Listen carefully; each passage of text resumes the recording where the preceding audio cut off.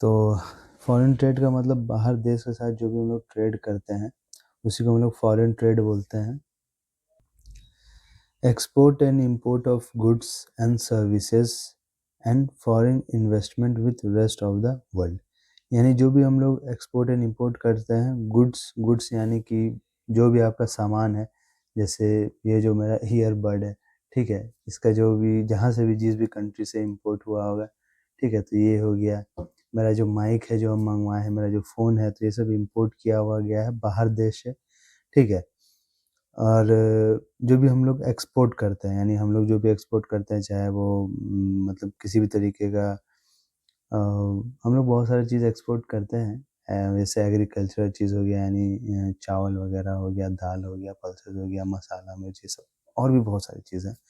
तो वो सब जो हम लोग एक्सपोर्ट करते हैं और ये सब जो इम्पोर्ट करते हैं, ठीक है, तो बाकी दुनिया के साथ एंड गुड्स के अंदर वो आ गया, ठीक है। और सर्विसेज के अंदर क्या आ गया? सर्विसेज के अंदर मतलब ये है कि जैसे मान लीजिए आप में से अगर कोई बाहर का देश का अगर यूट्यूब चैनल देखते होंगे, जो कि कॉमन सेंस वाली बात है, बहुत कोई देखते ही होंगे, तो वो सब जो चीज़ें हैं वो सर्विसेज के अंदर आ जाती है। चाहे आपने किसी मतलब ऑनलाइन के थ्रू अगर किसी को वहाँ से मैनेज करने के लिए बिठाया हुआ है, या उन कंट्रीज़ वालों ने, यानी अमेरिका कंट्री एंड वहाँ के जो लोग हैं उन लोगों ने यहाँ से हायर किया हो बंदों को, ठीक है। और या फिर उन लोगों का जो है सो जो भी प्रोड्यूस कर रहे हैं उनको यहाँ की ऑडियंस कंज्यूम कर रही हो, तो इन चीज़ों को हम लोग सर्विसेज के अंदर रखते हैं, जो कि फिजिकली आपका प्रेजेंट नहीं होता है। समझ रहे हैं ना कि क्या कहना चाह रहे हैं हम? तो जैसे कि जो भी बेसिकली एग्जांपल दे दिए हम कि यूट्यूब वीडियो, कि जो बाहर का देश का बंदा बना रहा है बट यहाँ की ऑडियंस कंज्यूम कर रही है, या यहाँ का देश का बंदा बना रहा है, बाहर की ऑडियंस कंज्यूम कर रही है, वो सर्विसेज के अंदर आ गई है। और भी बहुत सारी चीज़ें आती है।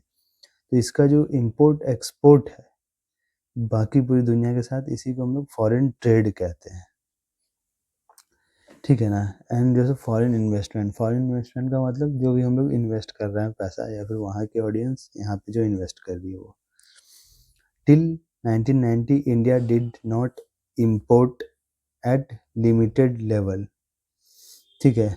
अच्छा सॉरी, डिड नॉट इम्पोर्ट नहीं है, did import at limited level, यानी कि 1990 तक, यानी 1990 से पहले क्या है कि इंडिया इंपोर्ट करती थी बहुत, लेकिन बहुत कम, मतलब एकदम बिल्कुल जो नेसेसरी है, जो मंगाना ही पड़ेगा, जो अपने दुनिया मतलब अपने हिंदुस्तान में नहीं बनता है, जो मंगाना ही पड़ेगा, बस उन्हीं चीज़ों को इम्पोर्ट करती थी। ऐसे वो बाकी पूरा बिल्कुल लॉक थी, मतलब दूसरा देश के साथ ट्रेड नहीं कर सकते। लेकिन 1990 के बाद खोल दिया गया था, हम लोग वो मतलब पिछले पीछे भी पढ़े थे, अगर आप लोगों को याद हो तो, ठीक है। Government of India promote foreign trade through globalisation under economic reform 1991। 1991 में जो रिफॉर्म किया गया था, इसके द्वारा जो है सो फॉरेन ट्रेड को इंडियन गवर्नमेंट जो है सो फिर खोल दी, है ना। अब बोली कि चलो ठीक है, आप लोग बाहर देश के साथ इंपोर्ट एक्सपोर्ट करो, आराम से करो, मस्त करो। और उसके बाद ही असल में तरक्की होना शुरू हुआ हिंदुस्तान का, बहुत अच्छे से तरक्की हुआ। एक्सपोर्ट का मतलब क्या होता है? सामान यानी जो भी गुड्स है, प्रोडक्ट्स है या सर्विसेज है, उनको बाहर देश में पहुंचाना, उसी को बोला जाता है एक्सपोर्ट, ठीक है। तो अपने देश से बाहर देश में जब हम लोग कोई भी सामान को या सर्विसेज को पहुंचाते हैं, तो हम लोग उसको बोलते हैं एक्सपोर्ट। इंपोर्ट का मतलब जब वही सामान और सर्विसेज जो है सो बाहर देश से अपने देश में लाते हैं, तो हम लोग उसको बोलते हैं इंपोर्ट, ठीक है।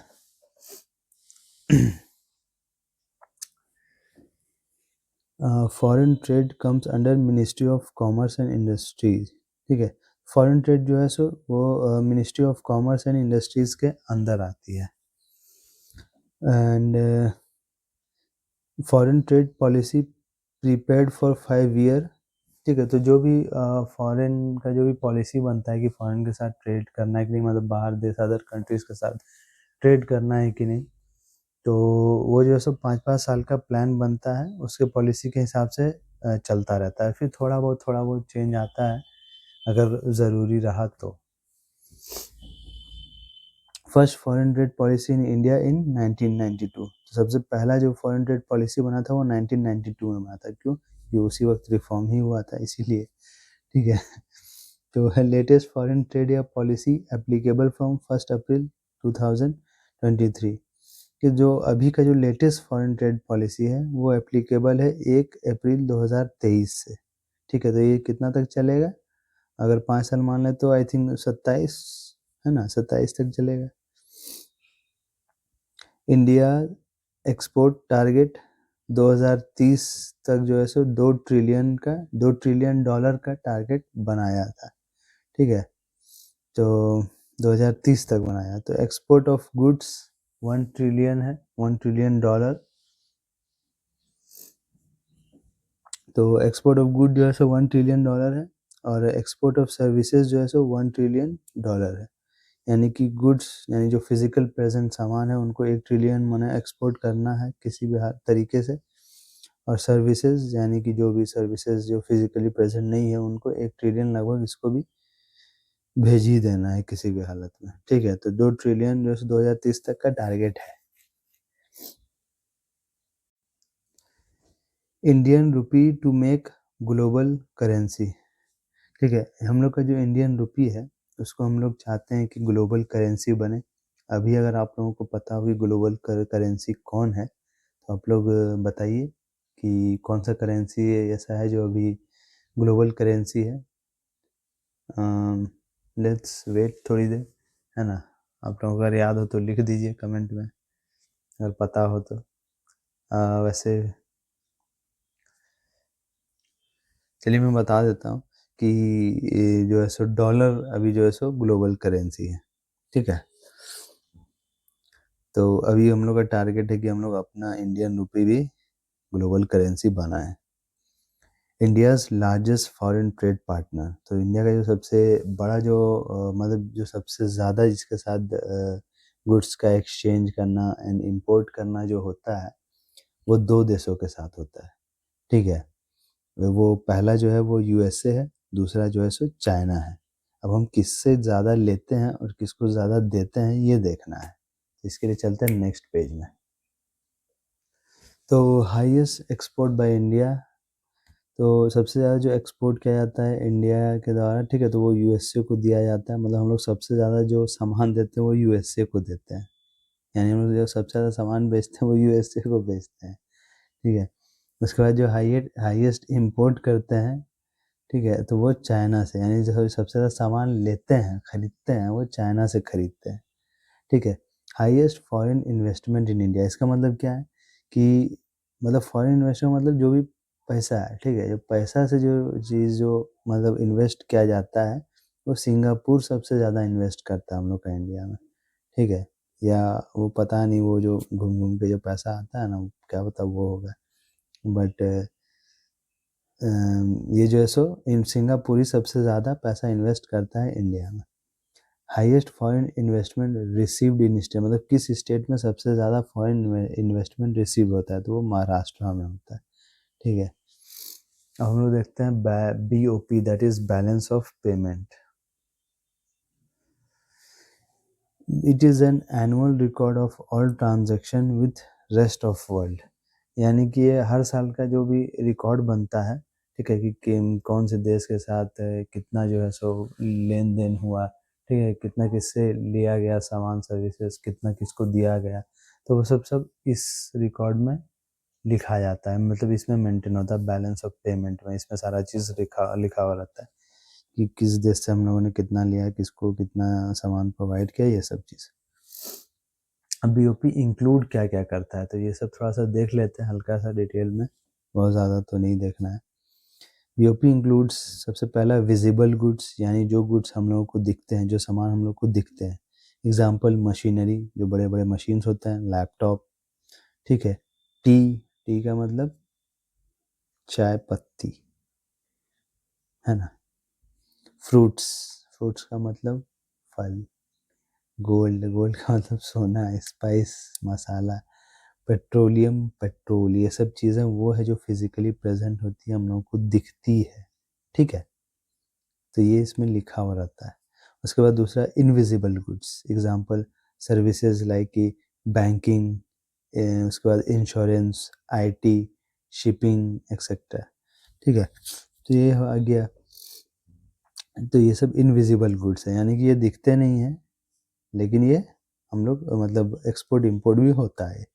उसके बाद थर्ड है फॉरेन बोरोइंग। ठीक है, तो फॉरेन बोरोइंग का मतलब यही है कि हम लोग बाहर देश से कितना बोरो किया अमाउंट, ठीक है, कितना मतलब लोन लिए किसी भी कंट्री से, तो वो भी इसमें लिखा हुआ रहता है। फॉरेन इन्वेस्टमेंट, दूसरे देशों में कितना हम लोगों ने इन्वेस्ट किया, ये भी लिखा हुआ रहता है। अब हम लोग देखते हैं कि अब हम लोग को कैसे पता चलेगा कि हम लोग फ़ायदे में हैं, नुकसान में हैं, क्या है, क्या नहीं है, तो ये वाला थोड़ा-सा देखते हैं। तो ये जो बीओपी है, ये हम लोग बेसिकली इसी बीओपी के ही ज़रिए हम लोग देखते हैं कि हम लोग फ़ायदे में हैं कि नुकसान में हैं, ठीक है? तो यही अभी देखते हैं। बैलेंस्ड बीओपी यानी कि मनी जितना आ रहा है, money inflow equals money outflow, यानी मनी पैसा जितना आ रहा है हम लोग के देश में उतना ही जा रहा है, तो ये तो बैलेंस बीओपी हो गया, बराबर हो गया। Money inflow equals money outflow. Surplus या फेवरेबल बीओपी, ठीक है, सरप्लस का मतलब ही होता है कि जो भी आपका नॉर्मल है उससे ज़्यादा, तो अगर ज़्यादा हो रहा है तो इसका मतलब है कि मनी का इनफ्लो हो रहा है, यानी कि पैसा अपने देश में आ रहा है, पैसा अपने देश में आ रहा है माने कि फ़ायदा हो रहा है, ठीक है। सरप्लस या फेवरेबल बीओपी यानी मनी इनफ्लो ज़्यादा है मनी आउटफ्लो से, यानी पैसा बाहर देश में कम जा रहा है लेकिन हम लोग के देश में पैसा ज़्यादा आ रहा है, ठीक है, तो इसको बोलते हैं सरप्लस बीओपी। उसके बाद डेफ़िसिट या अनफ़ेवरेबल बीओपी। डेफ़िसिट का मतलब ये होता है कमी या नुकसान, ठीक है। तो मनी इनफ्लो कम होता है, मनी आउटफ्लो ज़्यादा होता है, यानी कि पैसा अपने देश में कम आ रहा है, ठीक है, लेकिन बाहर देश में बहुत ज़्यादा जा रहा है। तो उसी को हम लोग बोलते हैं डेफ़िसिट या अनफ़ेवरेबल बीओपी। आई होप कि आप लोगों को समझ में आ रहा होगा जो भी हम समझा रहे हैं। बाकी तो अभी तो पता नहीं कि आप लोगों को कितना समझ में आ रहा होगा, कितना नहीं, क्योंकि हम तो रिकॉर्ड करते हैं लेक्चर। तो लेट्स सी, हम कोशिश करते हैं कि आप लोगों को अच्छे से एक्सप्लेन करें एंड ज़्यादा से ज़्यादा एक्सप्लेन करें। बट आप लोग ज़रूर बताइए कि आप लोगों को समझ में आ रहा है कि नहीं आ रहा है, या और एक्सप्लेनेशन चाहिए, ठीक है। तो अब चलिए नेक्स्ट पॉइंट पे, that is BOT, balance of trade. It is an annual record of export and import visible goods only। ठीक है, तो ये जो खाता बनता है, खाता हम लोग मान लेते हैं, तो ये जो खाता बनता है इसमें वो सारा एक्सपोर्ट और इम्पोर्ट का रिकॉर्ड रहता है पूरे साल का, जिसमें कि सिर्फ जो हम लोग को विजिबल गुड्स होता है, यानी अभी हम लोग देखे थे विजिबल गुड्स में क्या क्या होता है, तो वो सब जब नोट किया जाता है कि ये सब का एक्सपोर्ट इम्पोर्ट हुआ है, तो इसमें वही चीज़ सिर्फ मेंशन रहता है। इसमें जो है सो इनविजिबल वाला नहीं रहता है, foreign borrowing and foreign investment ये सब नहीं रहता है। इसमें सिर्फ और सिर्फ विजिबल गुड्स ही रहते हैं, ठीक है। It is an annual record of export and import visible goods only. इसमें भी आपका बैलेंस ट्रेड है, तो ये है बैलेंस ट्रेड कंट्री है, ठीक है। इसमें भी आपका सरप्लस है, डेफिसिट सब है, तो बैलेंस ट्रेड कंट्री यानी एक्सपोर्ट और इंपोर्ट दोनों बराबर रहेगा देशों के बीच में, तो इसका मतलब बैलेंस ट्रेड है। सरप्लस ट्रेड कंट्री यानी कि जिसके पास एक्सपोर्ट ज़्यादा आएगा, ठीक है, यानी सॉरी जो एक्सपोर्ट बहुत ज़्यादा करेगा और इंपोर्ट कम करेगा, उसको हम लोग बोलते हैं सरप्लस। और डेफिसिट ट्रेड कंट्री यानी कि जो एक्सपोर्ट कम करेगा और इंपोर्ट ज़्यादा करेगा, उसको बोलेंगे डेफिसिट ट्रेड कंट्री। तो इंडिया है डेफिसिट ट्रेड कंट्री, यानी कि हम लोग एक्सपोर्ट कम करते हैं, ठीक है, लेकिन इंपोर्ट बहुत ज़्यादा करते हैं बाहर देश से, ठीक है, यानी हम लोग कंज्यूम ज़्यादा करते हैं बेसिकली, इसीलिए हम लोग को डेफिसिट ट्रेड कंट्री बोला गया है। अब देखते हैं डीवैल्यूएशन ऑफ करेंसी, कि हम लोग देखते भी होंगे अभी हाल फिलहाल में, मतलब कुछ महीना पहले कह लीजिए, या अभी कुछ सालों से ट्रेंड चल रहा है कि हम लोग का जो रुपीज़ का जो प्राइस है वो नीचे पे नीचे गिरते ही जा रहा है, गिरते ही जा रहा है, गिरते ही जा रहा है, ठीक है। तो वो हम लोग देख लेते हैं कि ये वाला असल में हम लोग के लिए फ़ायदेमंद है कि नुकसानदायक है, ठीक है।